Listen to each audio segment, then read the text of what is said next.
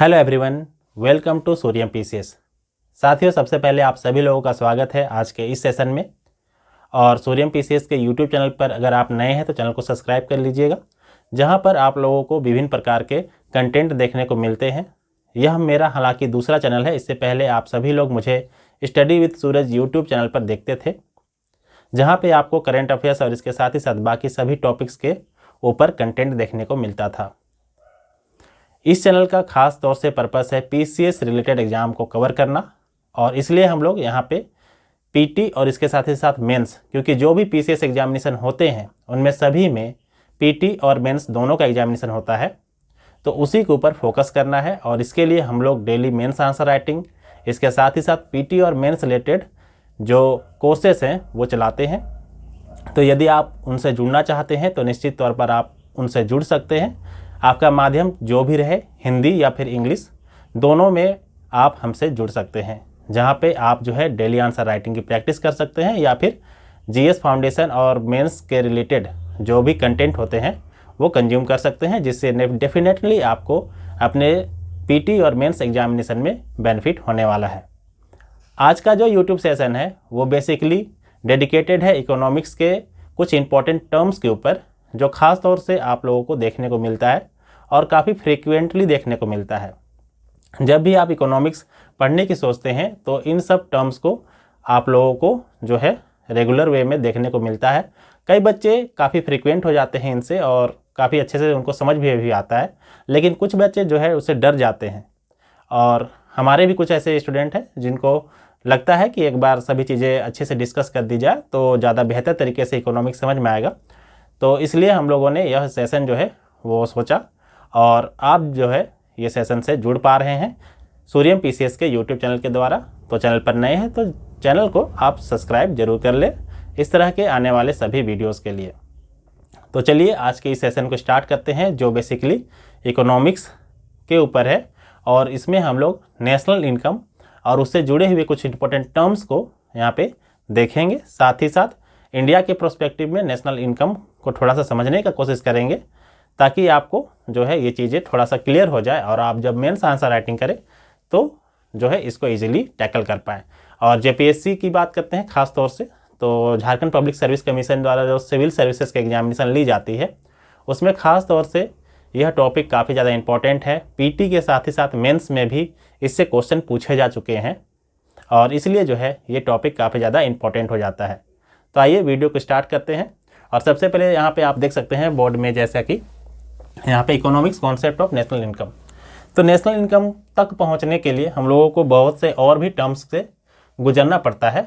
तो एक एक करके हम लोग सभी टर्म्स को समझेंगे पहले, क्योंकि सभी टर्म्स को जब तक नहीं समझेंगे तब तक यदि कोई फार्मूला लिखते हैं या फिर कोई कॉन्सेप्ट यहाँ पे डिस्कस करते हैं तो वो जल्दी समझ में नहीं आएगा। तो इसीलिए पहले जो है हम लोग एकदम बेसिक से इकोनॉमिक्स में एकदम बेसिक जो टर्म्स यूज होते हैं उनसे स्टार्ट करेंगे, ताकि हर चीज़ को आप बेहतर तरीके से समझ पाएँ। तो जैसे ही आप इकोनॉमिक्स पढ़ना स्टार्ट करते हैं कुछ ऐसे टर्म्स हैं जो मिलना स्टार्ट हो जाते हैं। जैसे कि सबसे पहला जो टर्म्स मिलता है वो मिलता है आपका गुड्स। ठीक है, गुड्स, जिसको एक तरह से कह सकते हैं वस्तु। ठीक है, या फिर कह सकते हैं सिंपली, अगर सामान्य भाषा में बात करेंगे तो कोई सामान। ठीक है ना, जो क्या है, तो जो दिखता है हम लोगों को, जो विजिबल है। ठीक है, ऐसे बहुत से सामान जिनका व्यापार किया जाता है, खरीद बिक्री किया जाता है, प्रोडक्शन किया जाता है, जो एक्चुअली में दिखता है हमें, हम उन्हें देख पाते हैं। ठीक है, और ऐसे बहुत सारे वस्तुएं हैं, जैसे कि मान चलिए एक सिंपल एग्जांपल आप अपने आसपास देखते होंगे, कपड़ा हो गया, ठीक है ना, धातु हो गए। ठीक है, इस तरह की बहुत सी चीज़ें आप जो देख पाते हैं रियल अपने लाइफ में, तो वो हो गया आपका गुड्स। और एक और इम्पोर्टेंट चीज़ आप लोग सुनते होंगे बार बार इकोनॉमिक्स में, वो है सर्विसेज। तो सर्विसेज वो ऐसे चीज़ों को कहा जाता है जो जनरली दिखाई नहीं दिया जाता, लेकिन उसको जो है किसी को प्रोवाइड किया जाता है। जैसे कि सपोज टीचिंग में क्या करता है, एक टीचर जो है वो टीच करने का काम करता है, पढ़ाने का काम करता है। फिजिकली तो कोई चीज़ वो आपको दे नहीं रहा है, लेकिन क्या कर रहा है, वो आपको पढ़ा रहा है। ठीक है ना, तो टीचिंग का काम हो गया। जैसे बैंक क्या देते हैं, आपको सर्विस देते हैं। ठीक है। उसके बाद जैसे कि यहाँ के हमारे देश के साइंटिस्ट है, ठीक है ना, साइंटिस्ट है, तो साइंटिस्ट हम लोगों को क्या देते हैं, रिसर्च एंड डेवलपमेंट करके कुछ सर्विसेज देते हैं, जैसे कि सैटेलाइट वगैरह बना के हमारे कम्युनिकेशन में हेल्प करते हैं, टीवी वगैरह देखने में हेल्प करते हैं। तो इस तरह की जो है सर्विस देने के काम करते हैं। जैसे कि ऑटो वाला हो गया, सिंपल ऑटो वाला क्या देता है, सर्विस देता है, ठीक है। तो इस तरीके से जो है बहुत से ऐसे जो काम होते हैं जिनमें बस सर्विस ही प्रोवाइड कराया जाता है। तो इस तरह से दो चीज़ें बार बार आप लोगों को देखने को मिलती है इकोनॉमिक्स में, वो है गुड्स और सर्विसेज। तो ध्यान रखिएगा, ये फिजिकली विजिबल है, ठीक है, मतलब कि भौतिक रूप से देखा जा सकता है, और यह जो है भौतिक रूप से देखा नहीं जाता, ठीक है ना। और लेकिन ये जो है ये किसी भी व्यक्ति को जो है कुछ सुविधाएं उपलब्ध कराता है, और उसके एवज में जो है ये कुछ राशि चार्ज करता है, मतलब कि इससे ये प्रॉफिट कमा सकता है, ठीक है ना। इसको भी बेच के कुछ लोग जो है वो प्रॉफिट कमाते हैं। तो इस तरीके से जो है हम लोग समझ सकते हैं कि गुड्स जो है वो हमारे आसपास वो सभी चीज़ को कह सकते हैं जो दिखाई देता है एक्चुअल में, और उनका व्यापार किया जा सकता है, और उससे कुछ फर्म्स, कुछ पब्लिक, मतलब कि कुछ कंपनियां जो हैं या फिर कुछ लोग जो हैं वो जुड़े होते हैं और उनको बेचकर मुनाफा कमा सकते हैं, ठीक है। सर्विसेज भी उसी तरह है कि इसको बेचकर कुछ मुनाफा कमा सकते हैं, या फिर कुछ पैसे जो है या कुछ राशि जो है वो जो है कमा सकते हैं। तो इस तरह से दो टर्म्स ध्यान रखिएगा, गुड्स और सर्विसेज का, ठीक है। गुड्स और सर्विसेज में और भी जैसे कि आईटी सर्विस हो गया, सुनते हैं आप लोग, ठीक है ना, सॉफ्टवेयर वगैरह जो है आप लोगों को मिलता है, वो सब सारा सर्विस सेक्टर के अंतर्गत ही आता है। तो ये एक इम्पोर्टेंट जो है टर्म है गुड्स और सर्विसेज, ठीक है। उसके बाद हम लोग अगर आगे बात करते हैं तो ध्यान रखिएगा, अगला जो टर्म बहुत ज़्यादा इम्पोर्टेंट है और जो यूज भी होता है,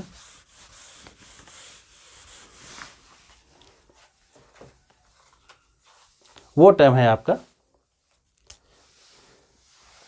वैल्यू एडिशन का, वैल्यू एडिशन, ठीक है।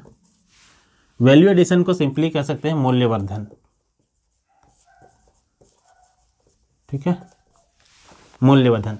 जैसे कि मान के चलिए एक बढ़ई है, मतलब कारपेंटर है, वो क्या करता है, एक लकड़ी का गट्ठा, मतलब कि एक पेड़ काटा हुआ और उसका लकड़ी लेकर आता है, मान चलिए 1000 रुपये में, ठीक है, और उससे वो सामान बनाता है अपनी काबिलियत के थ्रू, अपने टैलेंट के थ्रू, ठीक है, और अलग अलग चीज़ों का प्रयोग करके, मतलब कुछ साधनों का प्रयोग करके, ठीक है ना, कुछ फैक्टर्स का यूज करके, ठीक है,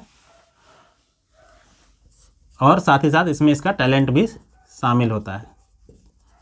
तो कोई 1000 का वस्तु जो है, या फिर लकड़ी समझ सकते हैं, अगर बढ़ई है तो लकड़ी लाया मान के चलिए, वो क्या करता है अपने टैलेंट का प्रयोग करके या फिर अपने फैक्टर साधन का, जैसे कि उसमें मशीन यूज करेगा, ठीक है, उसका कोई दुकान होगा उसका रेंट भी देगा, ठीक है ना, उसके बाद क्या करेगा, हो सकता है उसमें कुछ सामान लगाएगा, ठीक है। तो इस तरीके से वो प्रयोग करके अपने टैलेंट और बाकी चीज़ों का प्रयोग करके इस 1000 रुपये से मान चलिए 2000 रुपये मूल्य क्या कोई वस्तु बना लिया, ठीक है। मान चलिए लकड़ी था, उससे टेबल बना लिया या बिस्तर बना दिया, ठीक है ना, बेड बना दिया, पलंग बना दिया, ठीक है। तो इस तरीके का जो है काम कर दिया और उसको 2000 रुपये में बेच दिया। तो आप लोग देख सकते हैं 1000 रुपये का कोई वस्तु था, उसको 2000 रुपये में ये बेच दिया, ठीक है। तो यहाँ पे ध्यान रखिएगा, जितना में बेचा माइनस जितना में ये उसको लाया था, इसका जो डिफरेंस है, ठीक है, यही कहलाता है आपका वैल्यू एडिशन, ठीक है। तो 1000 रुपये आपका जो है वो वैल्यू एडिशन जो है हो गया, क्योंकि पहले जो कोई वस्तु था वो 1000 रुपये का था, लेकिन अब वो जो है 2000 रुपये का हो गया है। तो इस तरह से वैल्यू एडिशन होता है, ठीक है। और ये पूरा जो सिस्टम है वो प्रोडक्शन के अंतर्गत आता है, ठीक है। अभी हम लोग थोड़ी देर बाद जो है प्रोडक्शन देखेंगे, तो वहाँ पर जो है उत्पादन, ठीक है। तो यहाँ पे इसको हम लोग देखेंगे, ठीक है, थोड़ी देर बाद अगर डिस्कस करेंगे हम लोग इसको, तो ठीक है। तो ये चीज़ समझ में आ गया। अब देखिए, ये हो गया मूल्यवर्धन। तो ऐसा बहुत सा चीज़ों में होता है, ठीक है ना। कोई कच्चा माल है, उसका प्रयोग करके हम लोग कोई जो है फाइनल गुड मतलब अंतिम वस्तु बनाते हैं। जैसे कि मान चलिए खेत से गेहूँ पैदा हुआ तो गेहूँ से हम बिस्किट बना दिए मान चलिए, तो बिस्किट का तो प्राइस ज़्यादा हो जाएगा, ठीक है ना, और गेहूं का प्राइस कम था, तो उसके जो डिफरेंस होंगे, ठीक है, उसको एक तरह से हम लोग वैल्यू एडिशन बोल सकते हैं, जिसमें कुछ ऐड करके जो है उसका दाम को जो है बढ़ा दिया गया, और अब जो है वो चीज़ जो है काफ़ी महंगा बिक रहा है, या फिर उसमें जो है ज़्यादा पैसे में उसको बेचा जा रहा है और उससे कुछ अलग से राशि जो है मिल रहा है। तो इस तरीके से आप लोग इसको समझ सकते हैं। तो ये हो गया आपका वैल्यू एडिशन, ठीक है। उसके बाद अगला जो टर्म है उसको अगर हम लोग बात करते हैं,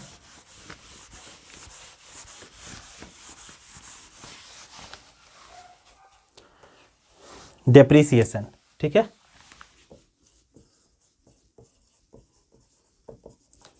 इसी को कहते हैं मूल्यह्रास, ठीक है। मूल्यह्रास क्या होता है? सपोज मान के चलिए कि आप एक मशीन खरीद के लाए, कुछ चीज़ बनाना चाहते हैं, मान के चलिए आप एक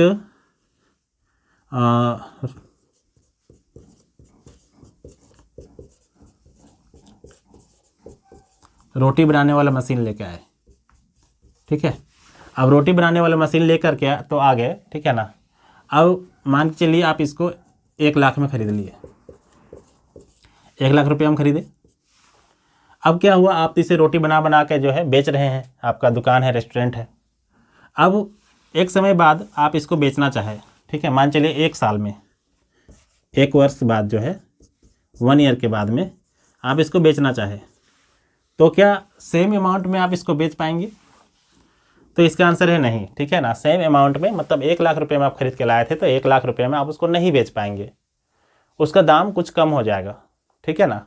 तो अलग अलग चीज़ों का अलग अलग दर से, अलग अलग रेट से जो है दाम कम होता है। किसी में हर साल 5% दाम कम होगा, किसी में हर साल 10% दाम कम होगा। तो ईयर बाय ईयर जो है उसमें दाम कम होता जाता है, और दाम कम होने के कारण जो है, ठीक है, उसका जो शुरुआती दाम था वो नहीं मिल पाता है जब आप उसको बेचना चाहेंगे। क्यों? क्योंकि जो है ये घिस गया है, मशीन क्या हो गया, घिस गया, ठीक है ना, घिस गया, तो अब इसका उतना मूल्य नहीं मिल सकता है। तो ये जो घिसा,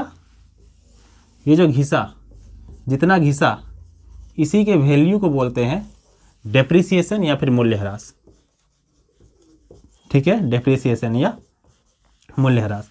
इसका सबसे अच्छा एग्जाम्पल आप लोग अगर समझना चाहेंगे तो एक नया बाइक या कार खरीदते हैं आप, मान चलिए एक कार आप लोग खरीदे, एक कार खरीदे, मान चलिए आपका कार का कीमत है 10 लाख, ठीक है, 10 लाख में खरीदे। क्या 10 लाख कीमत का कार को आप 1 महीने बाद बेचना चाहेंगे तो 10 लाख रुपये मिलेगा, ठीक है ना। 1 महीने बाद बेचना चाहेंगे तो क्या 10 लाख रुपये आपको मिलेगा? तो नहीं मिलेगा। तो कितना मिलेगा? मान चलिए हो सकता है 6 लाख मिल जाए, या 7 लाख मिल जाए, 8 लाख मिल जाए, ठीक है ना। तो जितना मूल्य में कमी हो गया वही हो गया इसका डिप्रिसिएशन। तो ध्यान रखिएगा, इन सब चीज़ों में जो है मूल्यह्रास काफ़ी तेज़ी से होता है। कुछ ऐसा चीज़ें हैं जिनका मूल्यह्रास काफ़ी धीरे धीरे होता है, जैसे कि आप गोल्ड खरीदे, ठीक है ना, गोल्ड खरीदे तो इसका मूल्यह्रास काफ़ी कम होगा। आप एक कार खरीदे, इसका मूल्यह्रास ज़्यादा होगा, ठीक है ना। और कुछ ऐसी चीज़ें हैं जिनमें मूल्यह्रास ना के बराबर होता है, ठीक है। जैसे ज़मीन खरीदे, ज़मीन इन्वेस्ट करके छोड़ दिए, ज़मीन खरीद के छोड़ दिए, तो क्या उसमें मूल्यह्रास होगा? तो नहीं, ठीक है। तो हालांकि ये अलग अलग चीज़ें हैं, लेकिन ध्यान रखिएगा ये मूल्यह्रास समझाने का एक तरीका है कि जो चीज़ घिस सकता है उसका दाम में धीरे धीरे कमी आता है, और कमी आने के कारण क्या होता है, उसके दाम कम हो जाता है जब दोबारा आप उसको बेचने जाएंगे। क्यों? क्योंकि वो घिस जाता है, ठीक है, या फिर उसका यूज होने से उसका जो वैल्यू है वो कम हो जाता है। तो इसके वजह से जो है उसमें मूल्यह्रास, मूल्य में कमी आ जाता है, उसे वो कहते हैं मूल्यह्रास। तो ये चीज़ समझ में आ गया होगा, ठीक है ना। ऐसा सभी चीज़ों में लगभग देखा जाता है जिसका रेगुलर बेसिस पे यूज होता है, ठीक है। तो ध्यान रखिएगा, ये हो गया आपका डेप्रिसिएशन। इन सभी चीज़ों को जो है अभी हम लोग आगे यूज भी करेंगे, ठीक है। उसके बाद जो है और अगर हम लोग आगे टर्म्स की बात करते हैं, ठीक है, तो आप लोग सुनते होंगे कि प्रोडक्शन, ठीक है ना, उत्पादन।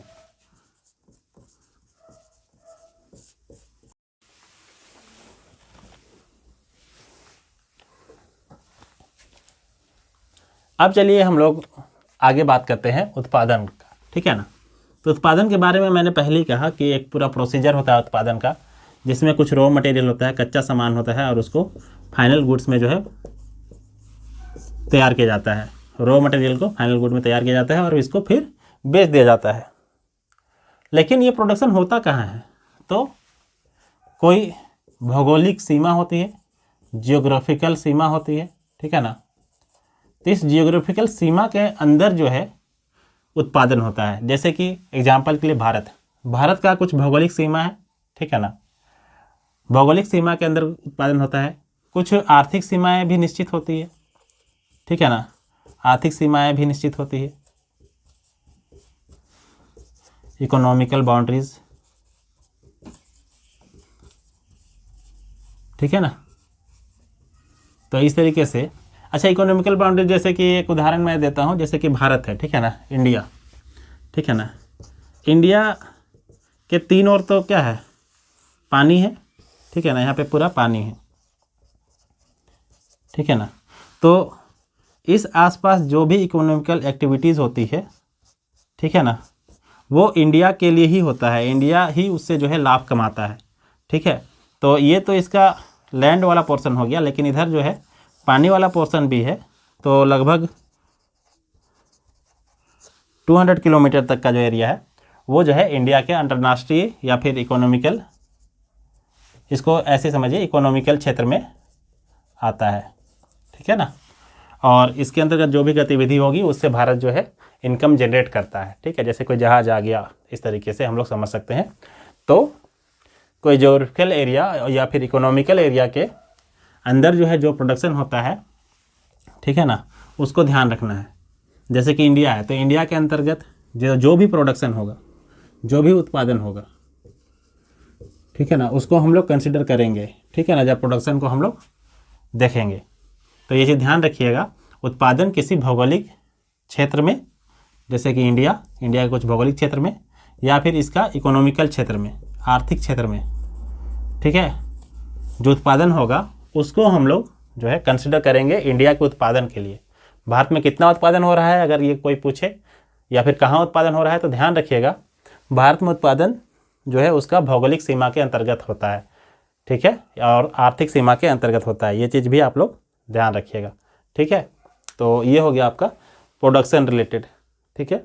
अच्छा, एक चीज़ और ध्यान रखिएगा, जैसे कि ये इंडिया है, तो इंडिया के अंदर सिर्फ इंडियन सिटीजन तो रहता नहीं है, मतलब कि सिर्फ भारतीय नागरिक तो नहीं रहते, कि सिर्फ भारतीय नागरिक रहते हैं, ठीक है, भारतीय नागरिक, ठीक है ना, इंडियन। तो सिर्फ भारतीय नागरिक ही नहीं रहते, कुछ विदेशी भी रहते हैं। जैसे कि कोई कंपनी कोई विदेशी आदमी को रख लिया क्योंकि उसको किसी खास तरह का टैलेंट आता होगा, या फिर वो कंसल्टेंट होगा, ठीक है ना, कंसल्टेंसी वगैरह रखता है ना दूसरे कंपनियों का, विदेशी कंपनियों का, तो कुछ लोग भारत में भेज देता है। उसके बाद मान चलिए कोई कंपनी है जो भारत में काम कर रहा है, तो वो भी तो इसी क्षेत्र में काम कर रहा है, इंडिया के अंतर्गत ही काम कर रहा है। तो ध्यान रखिएगा कि वो सभी शामिल होंगे, विदेशी भी शामिल होंगे जो भारत में रह के काम कर रहे हैं, ठीक है, ये भी ध्यान रखना है। यहाँ पे एक चीज़ और भी ध्यान रखिएगा, इंडिया के कुछ लोग बाहर भी काम करते हैं, बाहर जैसे मान चलिए यूएसए में, अमेरिका में काम करते हैं, ठीक है। तो इसको भी ध्यान रखना है कि कुछ लोग जो इंडियन हैं वो इंडिया में तो हैं ही, और कुछ इंडियन ऐसे भी हैं जो बाहर भी है, जैसे कि यूएसए में है। एक एग्जांपल के लिए, हालांकि अलग अलग कंट्रीज़ में रहते हैं, लेकिन एक एग्जांपल के लिए यूएसए में भी रहते हैं। और कुछ ऐसे विदेशी हैं जो इंडिया में भी रहते हैं, ठीक है ना, और इंडिया में भी जो है आर्थिक गतिविधि, ठीक है, इकोनॉमिकल एक्टिविटीज़ में पार्टिसिपेट करते हैं। तो ये हो गया प्रोडक्शन का एरिया, कहाँ प्रोडक्शन हो सकता है, तो ये चीज़ ध्यान रखिएगा, ठीक है ना। उसके बाद आता है आपका अगला टॉपिक, अगला पॉइंट। अभी देखिए, नेशनल इनकम तक पहुंचने के लिए ये सब जो है टर्म्स जानना बहुत ज़्यादा ज़रूरी है। एक्चुअल में क्या होता है, ये टर्म्स वगैरह समझ में नहीं आता है, इसीलिए जो एक्चुअल पॉइंट है वो भी समझ में नहीं आता है, ठीक है।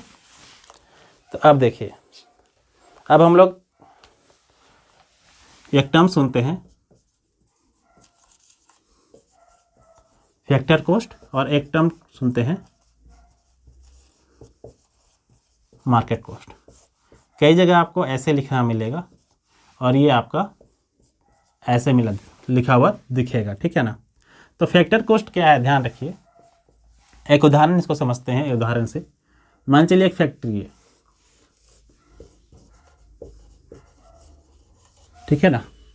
तो एक फैक्ट्री को इस्टेब्लिश करने में या फिर इसको बसाने में क्या क्या चीज़ का उपयोग हुआ है, भूमि सबसे पहले तो ये तो लगेगा ही, लैंड, ठीक है ना।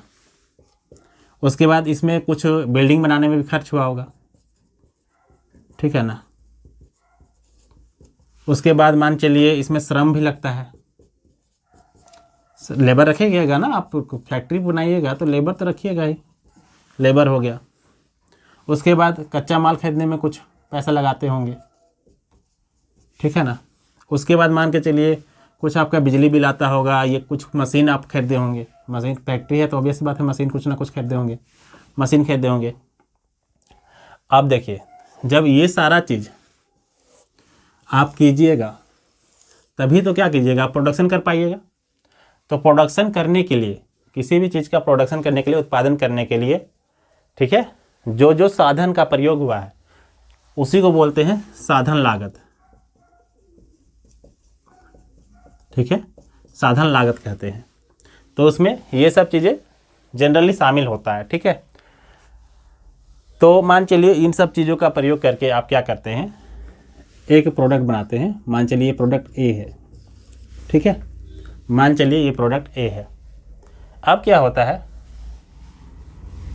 आप इसको ए को तो बना लिए, तो ए को ऐसा थोड़ी है कि जितना बनाए उसी में बेच दीजिएगा, जितना बनाए उसको उसी में तो नहीं बेच दीजिएगा, ठीक है ना। तो क्या कीजिएगा, ध्यान रखिएगा कि इसमें कुछ प्रॉफिट भी आप जोड़िएगा, ठीक है ना, कुछ प्रॉफिट रहेगा, ठीक है। गवर्नमेंट कुछ टैक्स लगाएगा, ठीक है ना, और गवर्नमेंट कुछ टैक्स लगाएगा, तो आपका प्रॉफिट भी उसी में होना चाहिए और गवर्नमेंट का टैक्स भी उसी दाम पर रहेगा। तो इसको एक तरह से बाज़ार कीमत आप लोग समझ सकते हैं, तो ज़्यादा आसानी से इसके बारे में पता चल जाएगा, बाज़ार कीमत। तो इसमें क्या होता है कि प्रॉफिट जो है, प्रॉफिट, ठीक है, प्रॉफिट को हम लोग इसमें रखते हैं, ठीक है, प्रॉफिट को इसमें रखते हैं और उसके बाद क्या करते हैं, इसको बाज़ार में जो है उतार देते हैं। हम लोग कितना प्रॉफिट कमाएंगे उसको उसमें रख के, ठीक है, क्या करते हैं, गवर्नमेंट टैक्स जोड़ के जो है इसको बाज़ार में हम लोग उतार देते हैं और उसके बाद जो है ये चीज़ बेच दिया जाता है। जैसे कि उदाहरण के लिए हम लोग देखते हैं कि फैक्टर कॉस्ट मान चलिए किसी चीज़ का 100 रुपया है, ठीक है। अब इसमें मान चलिए 5% का GST लगा दिया, ठीक है, इनडायरेक्ट टैक्स, ठीक है। तो ये मान चलिए 5 रुपया अगर लगा दिया तो सामान का कीमत कितना हो गया, अब 105 रुपया, ठीक है। तो अब बाज़ार में वो 105 रुपया में बिकेगा, जिसमें गवर्नमेंट टैक्स भी शामिल है। तो यही चीज़ होता है आपका मार्केट प्राइस। बना किसी और दाम पे था, बाज़ार में आया वो किसी और दाम पर, ठीक है। तो इस तरीके से जो है बाज़ार पे मिलने वाला प्राइस जो है यही कहलाता है मार्केट प्राइस, ठीक है। इसमें गवर्नमेंट टैक्सेस वगैरह शामिल होता है, मेनली इनडायरेक्ट टैक्स जो है वो शामिल होता है। तो ये चीज़ आप लोगों को ध्यान रखना है। और उसके बाद आप सुनते हैं, बहुत ही मतलब कि कॉमन टर्म है एक सब्सिडी, ठीक है, सब्सिडी सुनते हैं। तो देखते हैं सब्सिडी को।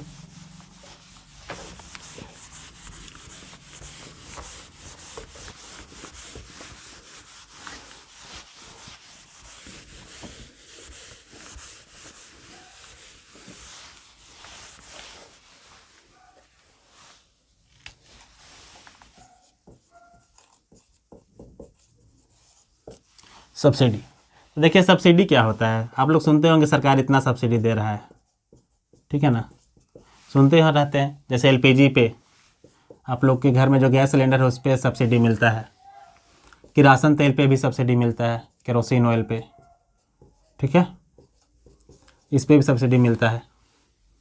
तो इस तरीके से जो है सब्सिडी देने का काम किया जाता है। तो सब्सिडी एक्चुअल में क्या होता है, देखिए हम लोगों के आसपास बहुत सी ऐसी वस्तुएं हैं जिनको सरकार जो है यूज करने के लिए प्रोत्साहित करता है कि आप लोग इसका यूज कीजिए। लेकिन हो सकता है वो सामान बहुत ही महंगा आता होगा, जो आम आदमी के पहुंच से बाहर होगा, एक्सपेंसिव कोई सामान है, ठीक है, या कॉस्टली है, ठीक है। तो क्या करते हैं हम लोग, उस सामान को यूज करते हैं? नहीं करते हैं। लेकिन अगर सरकार चाहती है हम लोग उसका यूज करें, काहे? तो हो सकता है वो इन्वायरमेंट के लिए सही होगा, इन्वायरमेंट के लिए वो चीज़ सही होगा, या फिर हो सकता है उससे कुछ एनर्जी का बचत होता होगा, ठीक है ना, एनर्जी का बचत होता होगा। जैसे कि मान चलिए इन्वायरमेंट के लिए, तो जैसे अभी सरकार जो बोल रहा है E20 मतलब एथेनॉल 20% जो है वो गाड़ियों में प्रयोग करना है, काहे? तो उससे पर्यावरण बचेगा, ठीक है ना, प्रदूषण कम होगा। और साथ ही साथ भारत में जो ऑयल परचेज किया जाता है, तो उस ऑयल परचेज में जो खर्च होता है उसका खर्च भी कम होगा, ठीक है। तो इसलिए सरकार जो है एथेनॉल 20 मतलब एथेनॉल का 20% यूज को जो है प्रोत्साहित कर रहा है। उसके बाद हम लोग अगर बात करते हैं तो जैसे कि एनर्जी बचाने का, तो जैसे कि आप लोग सुने होंगे उज्ज्वला योजना।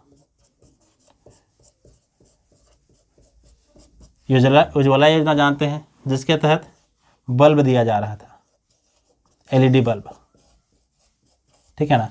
तो LED बल्ब दिया जा रहा था, काहे? तो ये बहुत कम एनर्जी यूज करता है, बहुत कम एनर्जी।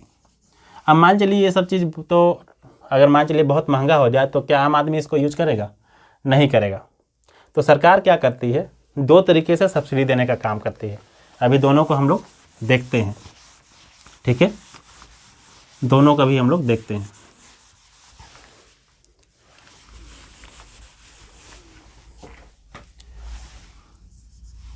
तो सब्सिडी एक तो डायरेक्ट कंपनी को दिया जाता है,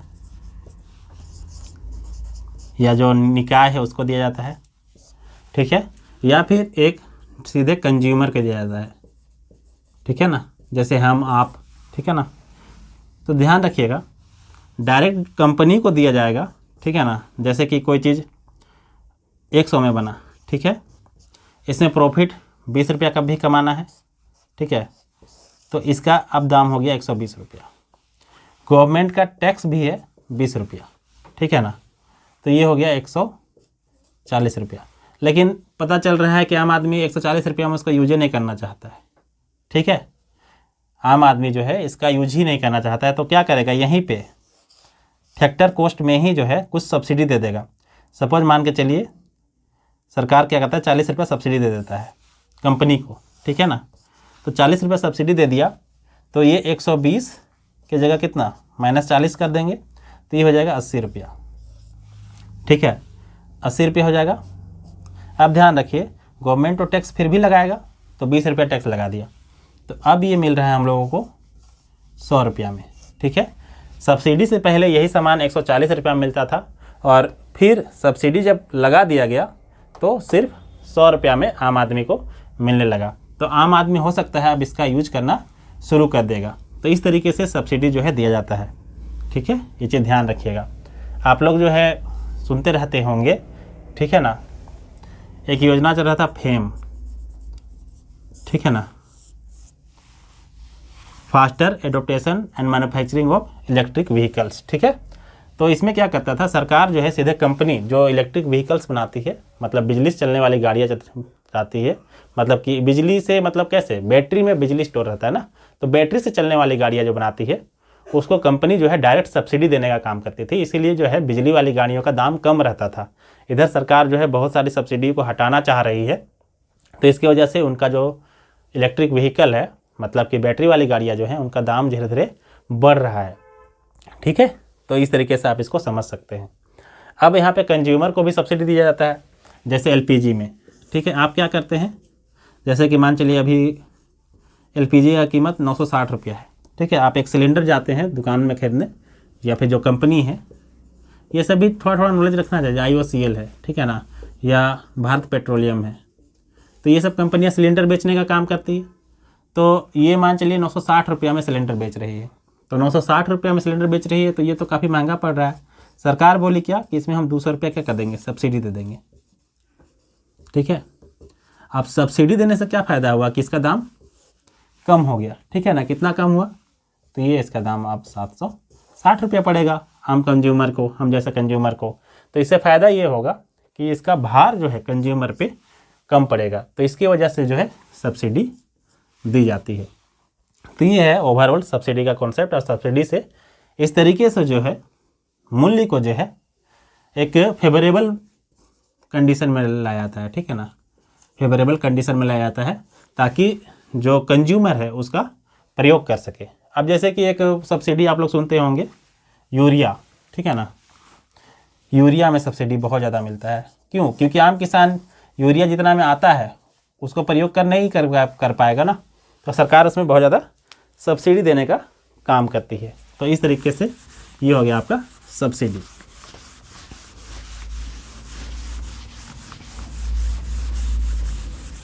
अब अगर हम लोग इसको आगे देखते हैं, सब्सिडी को समझते हैं और सब्सिडी के बाद देखते हैं, तो लगभग इतना टर्म्स जो है आप समझ जाएंगे। उसके बाद जो है आप लोगों को जो है मेन टॉपिक्स में आने से फ़ायदा है रहेगा।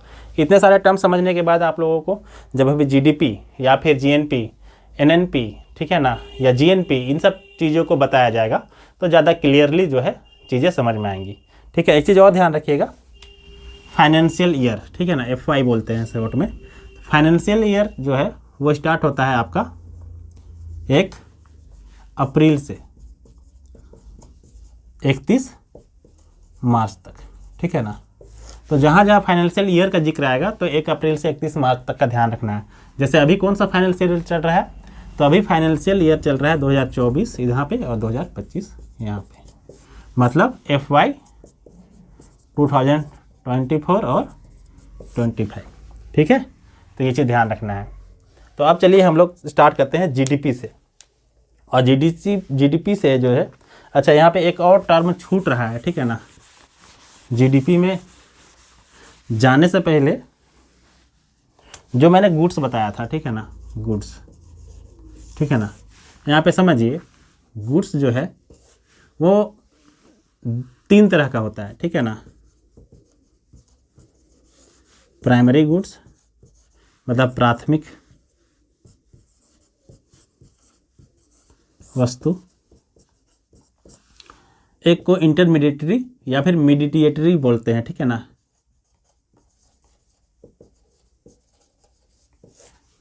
या फिर इसको मध्यवर्ती वस्तु भी कह सकते हैं। उसके बाद बात आता है तो फाइनल गुड्स का, अंतिम वस्तु। अगर अंतिम वस्तु के अगर बारे में हम लोग बात करते हैं तो कैलकुलेशन में जनरली चाहे वो जीडीपी हो, चाहे एनडीपी हो, ठीक है ना, या फिर जीएसडीपी हो, डिस्ट्रिक्ट डोमेस्टिक प्रोडक्ट हो, डीडीपी हो, ठीक है। तो इस तरीके के सभी चीज़ों में अंतिम वस्तु को ही कैलकुलेट किया जाता है। अंतिम वस्तु क्या है और प्राथमिक वस्तु क्या है, इसको समझने की कोशिश करते हैं। तो सिंपली ये नेचुरल रिसोर्स, जो प्राकृतिक संसाधन होते हैं,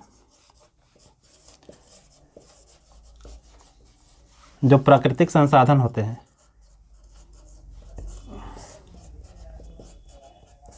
उससे मिलते हैं, ठीक है ना। और इसको फिर हो सकता है मध्यवर्ती वस्तु बनाया जाए या फिर फाइनल वस्तु भी बनाया जा सकता है। प्राथमिक वस्तु को फाइनल वस्तु में कन्वर्ट करने का, या फिर जैसे एक उदाहरण हम लोग देख के समझते हैं, तो जैसे कि बहुत सारा चीज़ को कच्चा खाया जाता है। कच्चा खाया जाने जैसे कि मान चलिए सेब, ठीक है ना। तो सेब को अगर हम लोग डायरेक्टली खा जाएंगे तो सेब है तो प्राथमिक वस्तु, लेकिन जो खरीद के ले जाएगा कंज्यूमर, उसके लिए वो अंतिम वस्तु की तरह काम करेगा। वो सीधे उसको खा जाएगा, मतलब कंज्यूम कर लेगा, ठीक है ना। लेकिन मान चलिए सेब को हम लोग प्रोसेस करके इसका जूस बनाना चाहते हैं, ठीक है, तो इसको कहाँ भेजेंगे? फैक्ट्री में भेजेंगे, ठीक है ना। तो फैक्ट्री में जो काम होगा, तो देखिए सेब जो है यहाँ पे इसके लिए मीडिएटरी गुड्स हो गया, ठीक है ना। और क्या करेगा ये, फिर इसको प्रोसेस करके फाइनल गुड्स में चेंज करके बाज़ार में लॉन्च करेगा। तो यहाँ पे जो लोग खरीदेंगे इसका जूस, सेब का जूस, वो फाइनल गुड को खरीदेंगे। तो ध्यान रखिएगा एक ही वस्तु, ऐसा कोई ज़रूरी नहीं है। जैसे सेब है,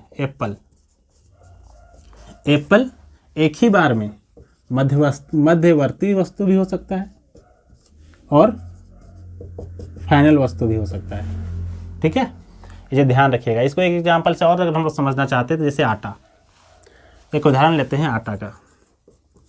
ठीक है ना, आटा, अगर इसका गेहूं, इससे कहाँ से बनता है? गेहूं से बनता है। ठीक है ना, गेहूं, तो ये हो गया आपका प्राथमिक वस्तु जब तक गेहूं है। इसको आटा में चेंज कर दिए। ठीक है ना, तो आटा बन गया आपका मिडिएटरी गुड्स, मतलब कि मध्यवर्ती वस्तु। अब क्या होगा कि कुछ लोग आटा ही बेच देंगे, जैसे किराना दुकान वाला, अगर वो आटा ही बेच दिया तो इसके लिए वही चीज़ अंतिम वस्तु ही है, क्योंकि वो बेच दिया उसको। ठीक है ना, और अब कोई होटल वाला क्या करता है, इस आटा को खरीद के ले जाता है अपने रेस्टोरेंट में, होटल में, और वहाँ पे उसका रोटी बनाता है। ठीक है, क्या बना लिया? रोटी। तो रोटी जब ये बेचेगा तो ये हो जाएगा अंतिम उत्पाद। तो ध्यान रखिएगा, एक ही चीज़ कहीं पे मध्यवर्ती वस्तु के रूप में काम करेगा, कहीं पे अंतिम वस्तु के रूप में काम करेगा। ये चीज़ ध्यान रखिएगा। ठीक है, और एक ही वस्तु मध्यवर्ती वस्तु और अंतिम वस्तु हो सकता है, इसमें कोई भी कन्फ्यूजन आपको बाद में नहीं होना चाहिए। ठीक है ना, ऐसा नहीं सोचिएगा कि कोई चीज़ मध्यवर्ती वस्तु हो गया तो अंतिम वस्तु कैसे होगा। वो अलग अलग आदमी के ऊपर डिपेंड करता है, वो आदमी उसका कैसे यूज कर रहा है। ठीक है ना, कैसे उसको यूज कर रहा है। कोई अगर आटा ही बेच रहा है तो वही उसके लिए अंतिम वस्तु है, कोई अगर रोटी बेच रहा है तो उसके लिए वो अंतिम वस्तु है, लेकिन वो बना किससे? गेहूँ से। ठीक है, तो ये चीज़ ध्यान रखिएगा आप लोग। उसके बाद चलिए आप बात करते हैं फाइनली जो है जीडीपी के ऊपर, और अब यहाँ से हम लोग नेशनल इनकम की तरफ जाएंगे। ठीक है, जीडीपी, तो जीडीपी में क्या क्या ध्यान रखना है? देखिए, एक क्षेत्र में जितना भी इकोनॉमिकल एक्टिविटी हो रहा है, मतलब कि आर्थिक गतिविधि हो रहा है, जितना भी इकोनॉमिकल एक्टिविटी हो रहा है, ठीक है, और इससे जो अंतिम वस्तु प्राप्त हो रहा है, अंतिम वस्तु या फिर सेवा, मतलब कि गुड्स और सर्विसेज, जो भी प्राप्त हो रहा है, ठीक है, इसका जो मूल्य है, इसका जो मूल्य है मतलब वैल्यू है, ठीक है, with in a financial year, एक फाइनेंशियल ईयर में, एक लेखा वर्ष में, ठीक है ना, एक क्षेत्र में, जैसे ये क्षेत्र है मान चलिए इंडिया, इसको इंडिया के संदर्भ में ही, भारत के ही संदर्भ में समझते हैं, तो ध्यान रखिएगा इंडिया में, तो इंडिया में जितना भी इकोनॉमिकल एक्टिविटी हो रहा है, उस इकोनॉमिकल एक्टिविटी से जो भी सर्विसेज और गुड्स अंतिम रूप से प्राप्त हो रहे हैं, ठीक है, उसका जो वैल्यू है, मूल्य है, विद इन अ ईयर, एक वर्ष के अंतर्गत, कैसा वर्ष? तो लेखा वर्ष, फिजिकल ईयर, ठीक है ना, फिजिकल नहीं फाइनेंशियल, ठीक है, एक फाइनेंशियल ईयर, ठीक है ना, एक फाइनेंशियल ईयर में, एक लेखा वर्ष में जितना भी अंतिम वस्तु और सेवा का मूल्य है, उस टोटल मूल्य को जो है जीडीपी कहा जाता है, ठीक है, हिंदी में इसी को कहते हैं सकल घरेलू उत्पाद, ठीक है, gross domestic product, gross domestic product, ठीक है। तो जीडीपी समझ में आ गया। जीडीपी सिंपली कुछ नहीं है, एक साल में भारत, मान चलिए एक क्षेत्र लेते हैं भारत, तो भारत में जितना भी अंतिम वस्तु बना है, जितना भी सर्विसेज के लिए प्रोडक्शन हुआ है, ठीक है ना, उनका जो मूल्य है, वैल्यू है, उन सभी मूल्यों को जोड़ के जो अमाउंट बनेगा वही जीडीपी है, ठीक है ना। अब आप लोग एक टर्म सुनते होंगे जीडीपी ग्रोथ, ठीक है ना, ये क्या है? तो जीडीपी ग्रोथ कुछ नहीं है, ये कंपैरिजन है, ठीक है ना, कंपैरिजन है 2 ईयर का। जैसे कि मान चलिए एक साल था 2023-24, ठीक है ना, और फिर अभी चल रहा है 2024-25, ठीक है।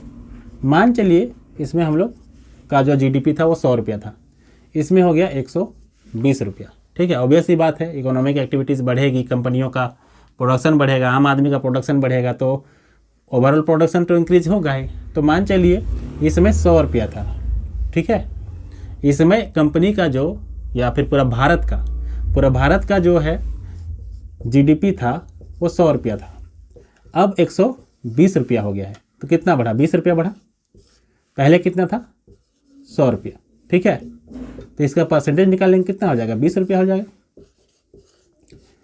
20 रुपया का परसेंटेज में चेंज करेंगे तो 20% हो जाएगा, ठीक है। तो जीडीपी ग्रोथ हम लोगों का इस तरीके से 20% हो जाएगा, ठीक है। कितना हो जाएगा? तो 20% हो जाएगा।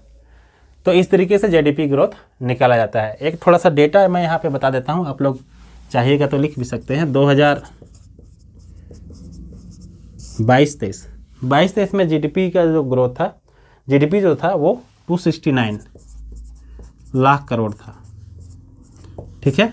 और वहीं अगर हम लोग बात करते हैं 2023-24 में, तो इस समय जो था 295 लाख करोड़ था इंडिया का जीडीपी। तो बढ़ गया ना, यहाँ 269 था, यहाँ 295 था, ठीक है। तो इस तरीके से हम लोग जीडीपी ग्रोथ जो है वो निकाल सकते हैं। इतना समझ में आया? अब हम लोग बात करते हैं जीडीपी के आगे।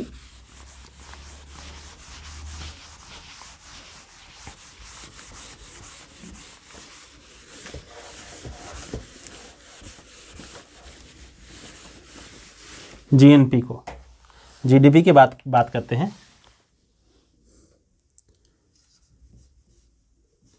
जीएनपी को ये होता है ग्रॉस नेशनल प्रोडक्ट, ठीक है, या फिर सकल राष्ट्रीय उत्पाद।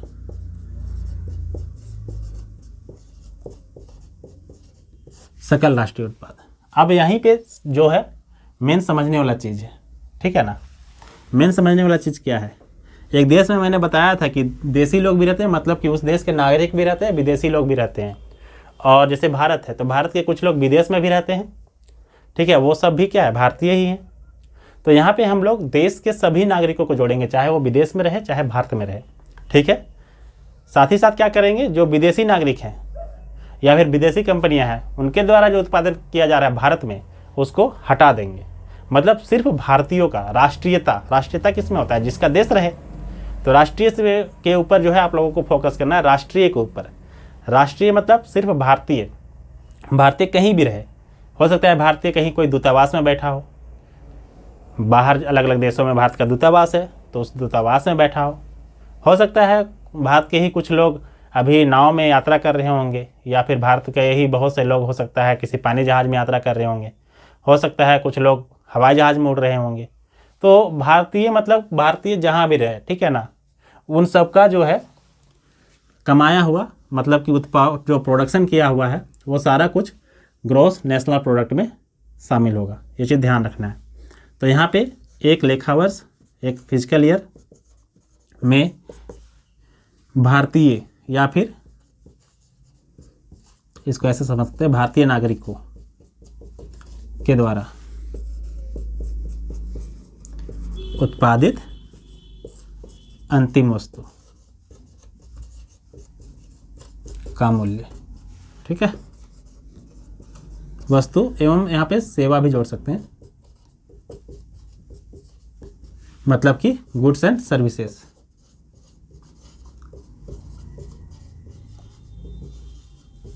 गुड्स एंड सर्विसेज का जो मूल्य है, यही मूल्य जो है वो कहलाता है आपका जीएनपी, ठीक है। तो इसको हम लोग ऐसे कह सकते हैं, ठीक है।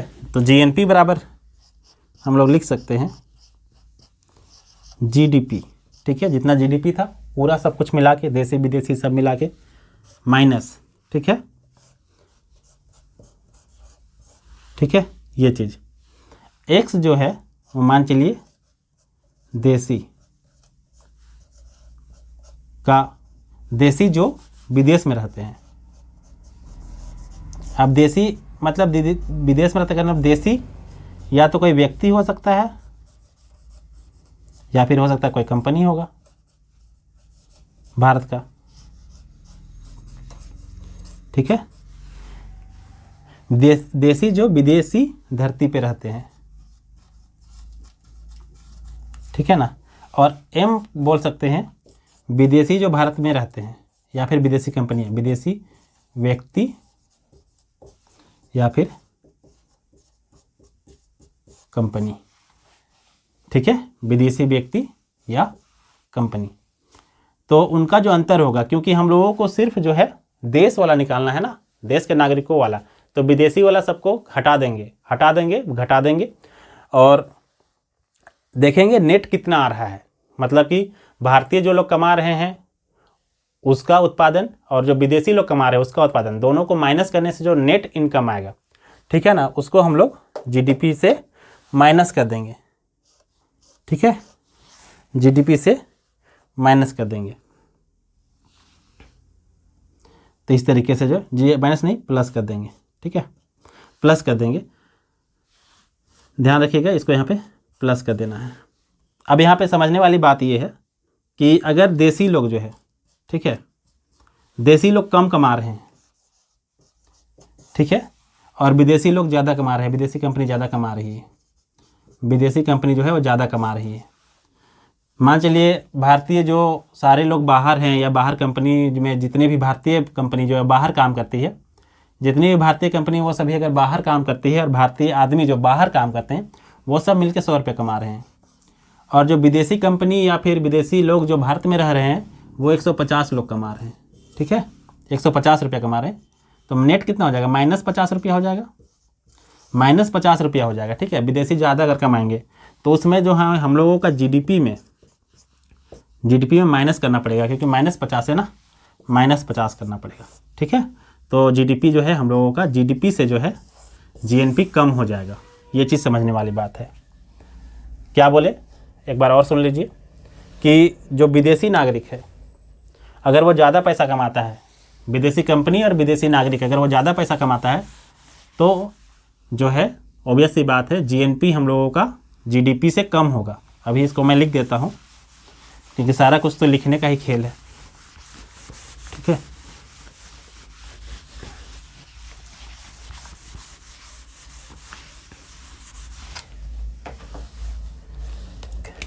कहने का मतलब ये है कि GDP plus x minus M, ठीक है।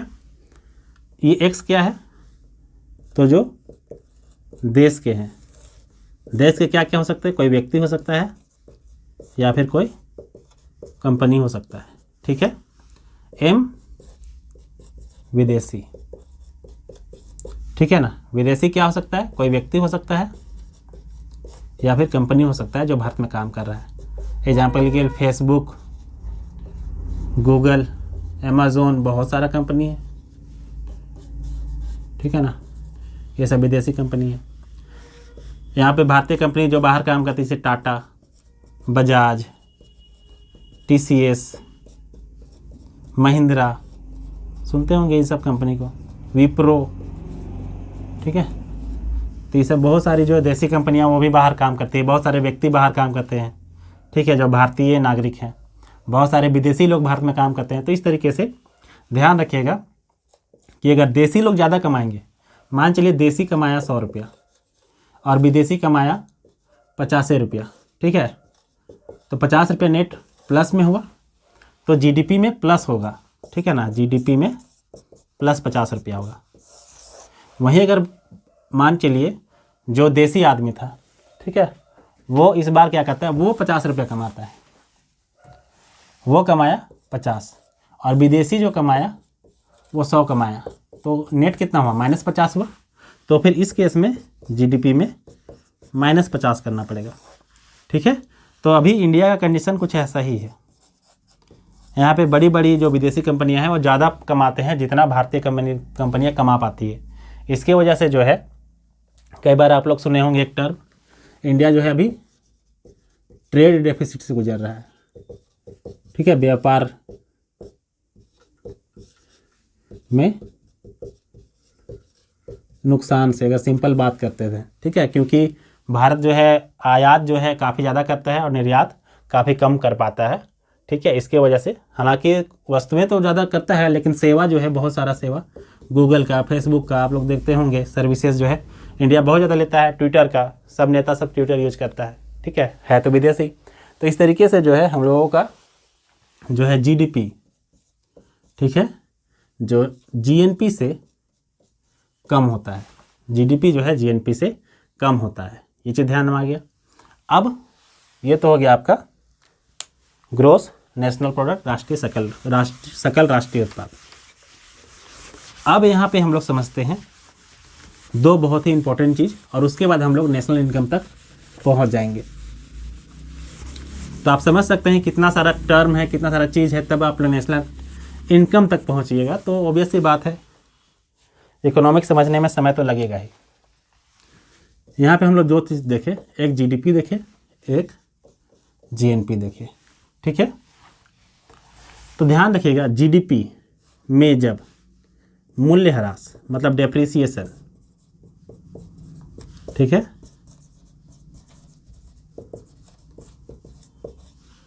को माइनस करेंगे, ठीक है, क्या करेंगे, माइनस करेंगे।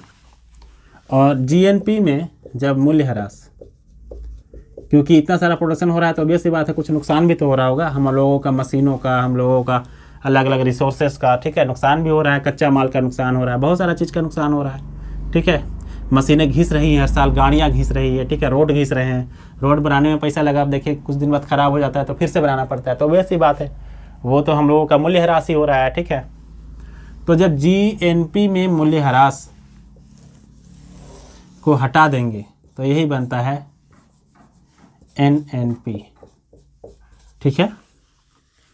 और जब जीडीपी में मूल्यह्रास को घटा देंगे तो ये बनेगा आपका एनडीपी, नेट डोमेस्टिक प्रोडक्ट।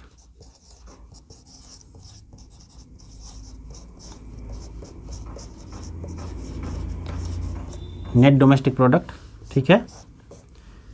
निवल, नेट को निवल बोलते हैं, ठीक है ना, हिंदी में निवल घरेलू उत्पाद, और इसको क्या बोलेंगे, निवल राष्ट्रीय उत्पाद। तो इतना चीज़ जो है वो आप लोगों को समझ जाना है। अब यहाँ पर से अब हम लोग चलते हैं नेशनल इनकम के नेशनल इनकम के तरफ। नेशनल इनकम देखिए, यहाँ से हम लोग यहाँ तक पहुँचे, ठीक है, और यहाँ से फिर यहाँ तक पहुँचे। तो ये जो टर्म है एनएनपी, ठीक है ना, एनएनपी, यहीं पर से नेशनल इनकम बना है। कैसे, अभी देखते हैं।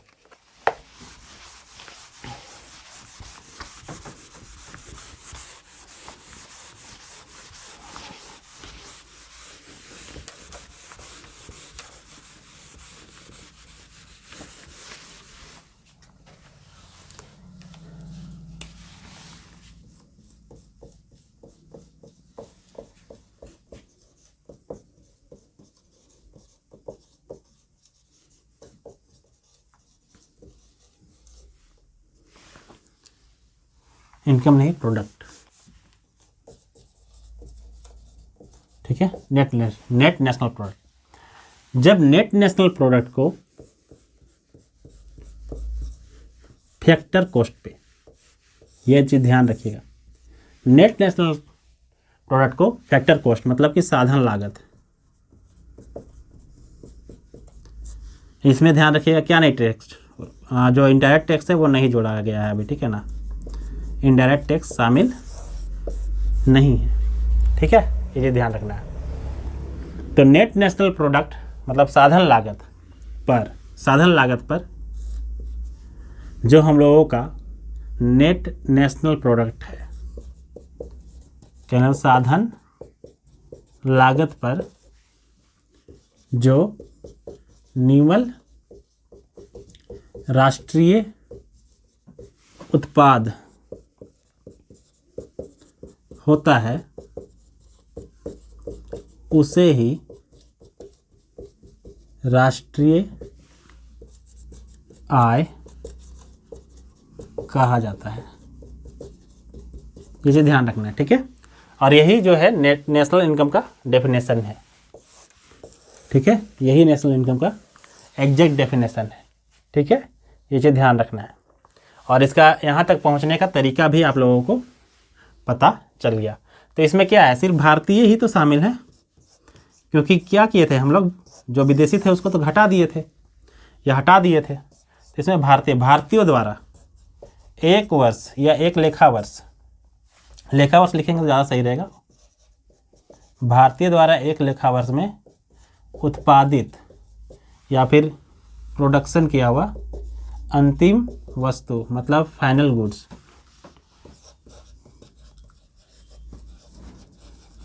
और सेवा मतलब सर्विसेज, ठीक है, का मूल्य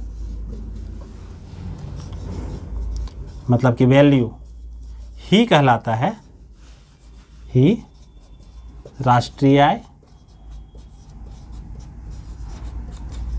या नेशनल इनकम कहलाता है।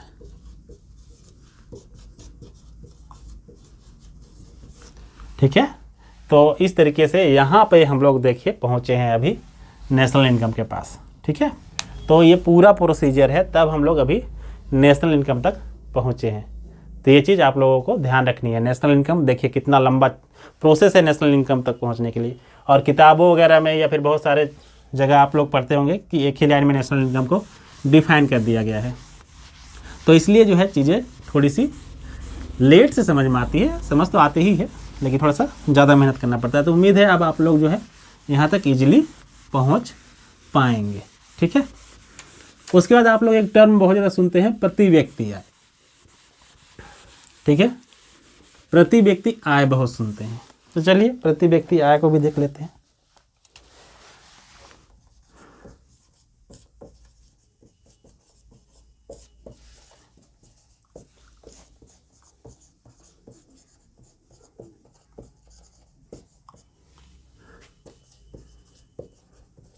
पर कैपिटा इनकम या फिर प्रति व्यक्ति आय क्या होता है, तो जितना भारत का राष्ट्रीय आय है नेशनल इनकम है। ठीक है ना, इसको ध्यान रखना है। आप लोग लिख सकते हैं एनपीएनपी एट फैक्टर कॉस्ट। अगर इसको पूरे देश की जनसंख्या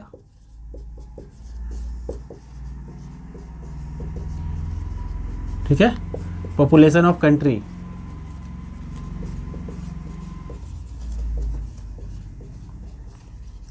के साथ डिवाइड कर दीजिएगा ना, तो फिर नेशनल इनकम निकल जाएगा।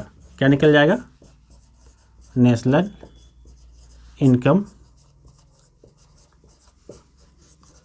निकल जाएगा। ठीक है, पूरे देश का नेशनल इनकम नहीं, पर कैपिटा इनकम निकल जाएगा। क्या क्या लिख दे रहे हैं, पर कैपिटा इनकम निकल जाएगा। इतना तो आप लोग भी समझते हैं, कई बार पढ़ाते पढ़ाते चीज़ें इधर उधर होने लगती है, तो पर कैपिटा इनकम निकल जाएगा। ये चीज़ ध्यान रखना है। ठीक है, तो ये पर कैपिटा इनकम आप लोगों को अब जो है समझ गए होंगे। तो यही था नेशनल इनकम, जहाँ तक अभी हम लोग फिलहाल पहुँचे हैं। इसके आगे और भी चीज़ें हैं, जैसे जीएसडीपी है। ठीक है, आप लोग जीएसडीपी देखें, gross state domestic product.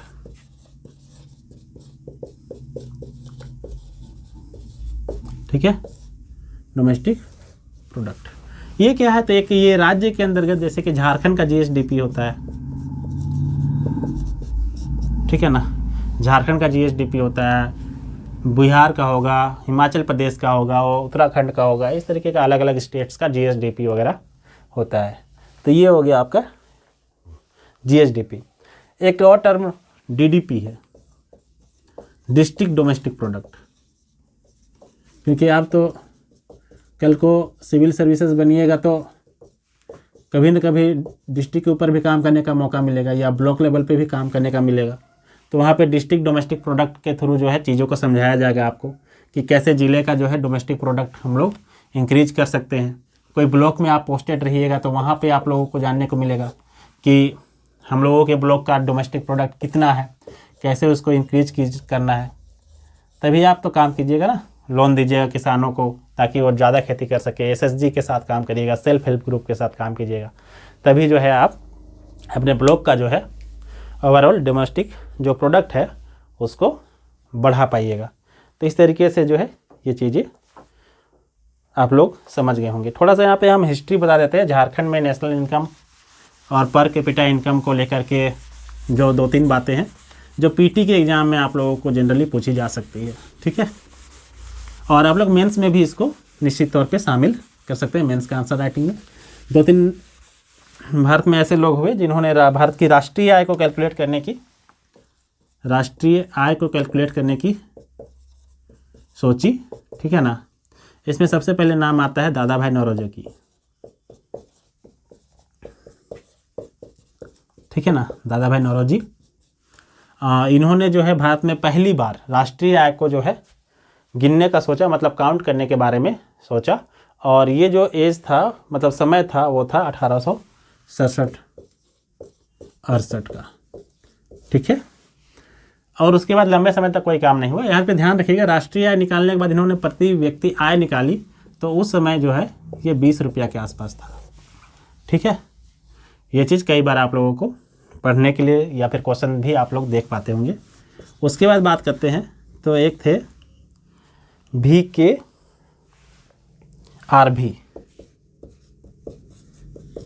Rao. इन्होंने पहली बार जो है साइंटिफिक तरीके से, वैज्ञानिक सिद्धांत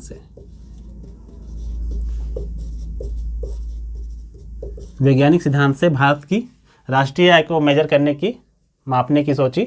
और उस समय इन्होंने राष्ट्रीय आय मापने के बाद जो प्रति व्यक्ति आय जो था वो निकाला था, वो था आपका 76 रुपये, 76 रुपये, ठीक है।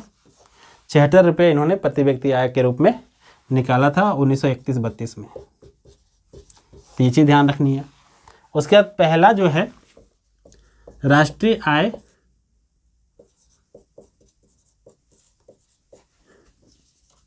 कमेटी बनी थी ताकि राष्ट्रीय आय को मापा जा सके। ये स्वतंत्रता के बाद बना था 1949 में, 1949 में। और इसमें 3 मेंबर थे और काफ़ी बड़े बड़े, मतलब कि भारत में इकोनॉमी के क्षेत्र में काफ़ी प्रबुद्ध लोग जो थे इस कमेटी के मेंबर बनाए गए थे। और इसके जो चेयरमैन थे वो थे PC महालनोबिस, PC महालनोबिस, ठीक है। उसके बाद इसमें और थे गाडगिल जी थे, चेयरमैन थे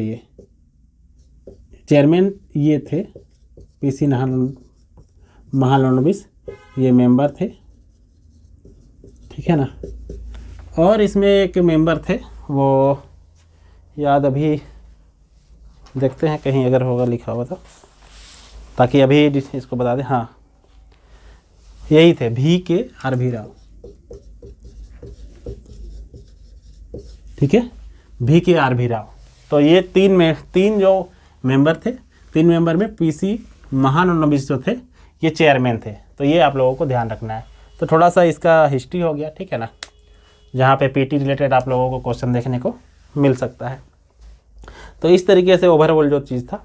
हाँ, अब उसके बाद जैसे कि राष्ट्रीय आय को मापने का विधि भी जो है पढ़ना है JPSC में, तो यहाँ मैं थोड़ा सा इंट्रोडक्शन दे देता हूँ। उसको कभी दूसरे क्लास में जो है वो डिस्कस करेंगे क्योंकि समय काफ़ी हो गया है, ठीक है। तो उसको थोड़ा सा यहाँ पे डिस्कस कर लेते हैं। तो राष्ट्रीय आय, इसको मापने की 3 विधियां जनरली जो है 3 विधियां हैं। पहला तो है उत्पादन विधि,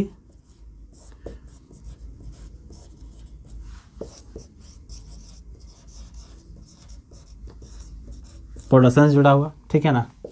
फिर है व्यय विधि, ये एक्सपेंडिचर से जुड़ा हुआ है, ठीक है। और एक और है आय विधि, इनकम मेथड, ठीक है। तो ये एक लेखा वर्ष का टोटल इनकम को अभी मैं जनरली बता रहा हूँ, चलो टेक्निकलिटी में जाएंगे थोड़ा सा और अंदर है।